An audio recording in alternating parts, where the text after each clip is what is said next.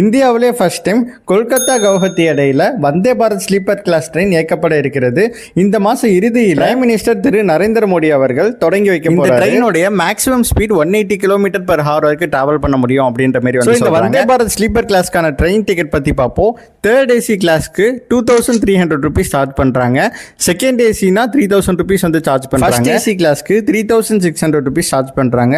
And இந்த prices எல்லாமே மீல்ஸோட சேர்த்து தான் வந்து சார்ஜ் பண்றாங்க. இதோட பிரைசஸ்லாம் பாத்தீங்கன்னா தெரியும், ரொம்பவே வந்து அதிகமா இருக்கு. நார்மல் மிடில் கிளாஸ் பீப்புள்னால டிராவல் பண்ண முடியுமான்னு கேட்டீங்கன்னா அது வந்து டவுட். கடந்த வருடம் 2025 ஃபோர்ப்ஸ் அட்வைசர் இந்தியா எடுத்த தகவலின்படி ஒரு இந்தியருடைய சராசரி வருமானம் 28,000 ரூபாய். இதுல 10% off the income one way ஜர்னிக்கே வந்து அவங்க ஸ்பெண்ட் பண்ணுவாங்களான்னு கேட்டீங்கன்னா கண்டிப்பா வந்து நடுத்தர மக்களினுடைய குரல் என்னவா இருக்குன்னா, இப்போ இருக்கிற ட்ரெயின்ஸ்லேயே அடிஷனலா அன்ரிசர்வ் கம்பார்ட்மெண்ட்ஸ் வந்து நிறைய வச்சிருக்கணும் அப்படின்றது வந்து ரொம்ப பிஸியா இருக்கக்கூடிய ரூட்ஸ்ல அடிஷனல் ட்ரெயின்ஸ் வந்து இயக்கப்பட்டா வந்து அந்த ரயில் பயணிகளுக்கு வந்து கொஞ்சம் சிரமம் இல்லாம வந்து டிராவல் பண்ணலாம் அப்படின்றதையும் சொல்றாங்க. இன்னைக்கு இருக்கக்கூடிய மெயின் பிரச்சனையே இந்த ரயில்வே ஸ்டேஷன்ல நீங்க போனீங்கன்னா தெரியும், அன்ரிசர்வ் கம்பார்ட்மெண்ட் ஃபுல்லாவே வந்து பாத்தீங்கன்னா நிரம்பி வழியும்.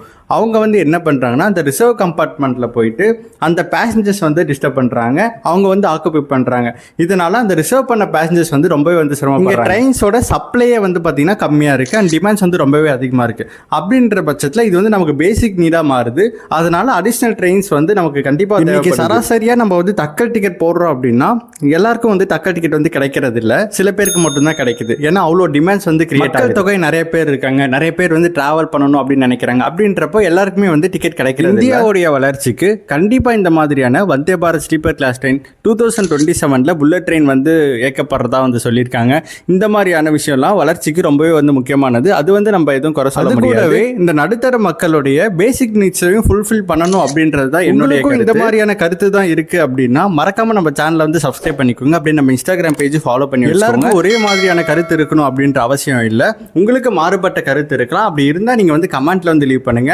அந்த கருத்து வேலிடா இருக்கும் பட்சத்தில் நம்ம இந்த வீடியோலேயே வந்து அந்த கமெண்ட்டை வந்து இந்த மாதிரி ரயில் மற்றும் ரயில் நிலையங்களில் மக்கள் பிரச்சனைகள் அண்ட் அதற்கான தீர்வுகள் பற்றி தெரிஞ்சுக்கணும் அப்படின்னா மறக்காம நம்ம சேனலை சப்ஸ்கிரைப் பண்ணி வச்சுக்கோங்க. அப்படியே நம்ம இன்ஸ்டாகிராம் பேஜ் ஃபாலோ பண்ணி வச்சுக்கோங்க.